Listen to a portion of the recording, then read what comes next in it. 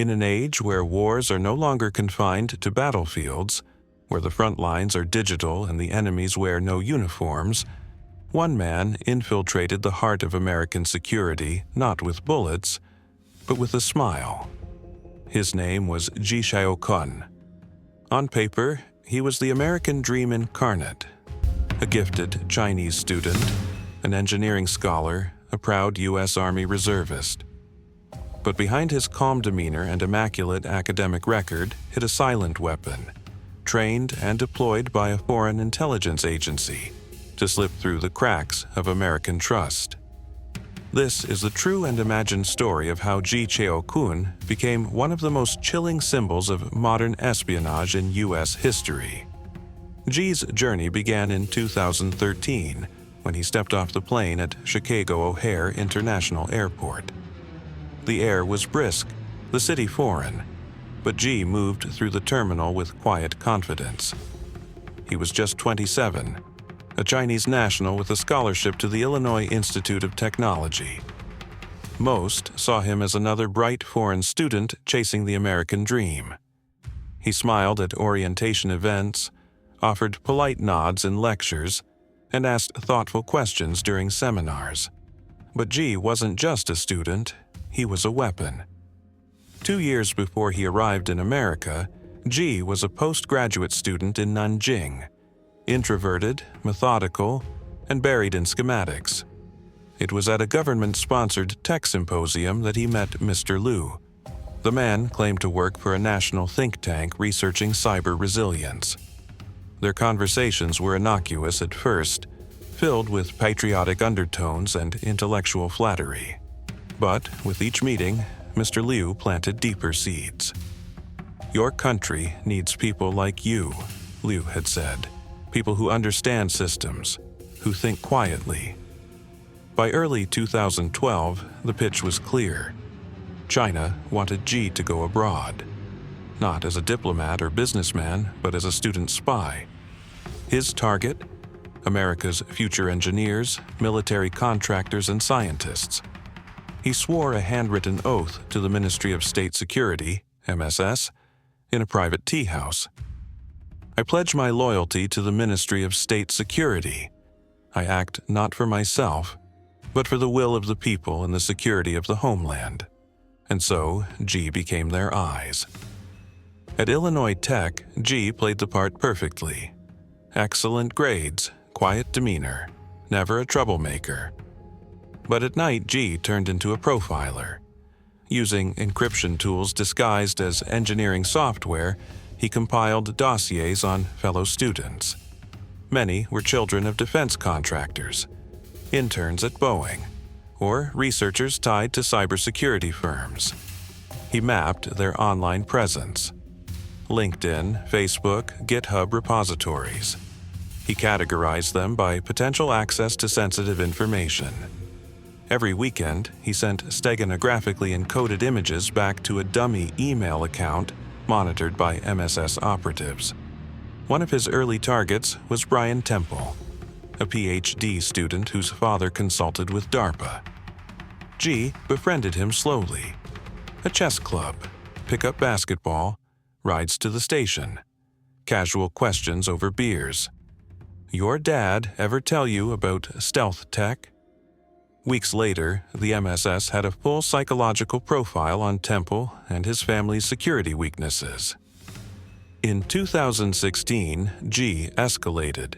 He applied to join the U.S. Army Reserves through MAVNI, a program that granted fast-track citizenship to skilled non-citizens. On his application, he lied. He denied ever having contact with foreign intelligence agencies. He claimed to be clean. The lie worked. He was accepted into the Army Reserve. He received a military ID. He trained with soldiers, gained access to logistical systems, and familiarized himself with military protocols. His notes grew bolder. He documented base security routines, transport schedules, and potential software vulnerabilities in outdated systems. In one intercepted report, Ji boasted, "With this badge, I walk where cameras don't. I listen where radios go silent. The FBI was already watching. In 2018, they baited him. An undercover agent posing as a senior Chinese intelligence officer contacted G through a false Chinese-American businessman. They arranged to meet at a Thai restaurant near Chinatown. The lighting was dim, the conversation tense. The agent handed G a USB drive. "Encrypted files," he said. "We need you to use your position to extract more." G leaned in. "If I get into NASA, I can map their whole system," he whispered. "Cybernetics, satellite tech, classified research. I can beat it all." He thought he was rising in the ranks. In reality, he was already caught. Within 72 hours, federal agents stormed G's apartment. They found multiple encrypted devices, burner SIM cards, and a handwritten list of names, many of them U.S. engineers with links to defense contractors. There was one file labeled Project Phoenix. Inside was a plan to target over 20 scientists of Chinese origin working in sensitive U.S. labs. The goal? Flip them. Use cultural pressure, family ties, and financial incentives to extract research secrets. In court, G was calm, no emotion, no remorse. Prosecutors described him as a ghost in uniform, a man who infiltrated trust itself. Witnesses testified that G offered to recruit others, boasted about his access, and claimed he could use his military role to gain federal employment at the CIA. G was not alone. His messages led to the unraveling of a quiet network embedded across the Midwest.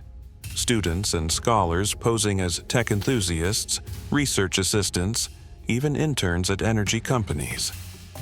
Chicago, Detroit, and Houston became hotbeds of investigation. Each case revealed the same method: long-game recruitment, subtle influence, and weaponized loyalty. In Washington, alarm bells rang. Congressional hearings demanded answers. Mavny was suspended. The Pentagon launched internal reviews. Cybersecurity teams scrambled to patch protocols G may have studied. One senator declared, "This was the most silent infiltration since the Cold War." In 2022, Ji Cheokun was sentenced to 8 years in a federal prison. As he was led from the courtroom in shackles, he remained silent. No apology, no farewell. He had played his part, the perfect infiltrator. The message was clear. The front lines are no longer where the bullets fly, but where trust is built, where conversations are mined, where friendships are tested.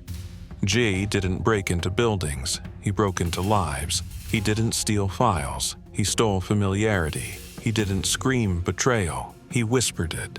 And somewhere, in another university, another lab, another bar near a military base, another G might be watching, listening, waiting. Because this war, it doesn't need noise, only patience. And if you found this story intriguing, make sure to like, share, and subscribe. More deep dives into the world of espionage coming soon. Stay sharp, stay vigilant. Until next time.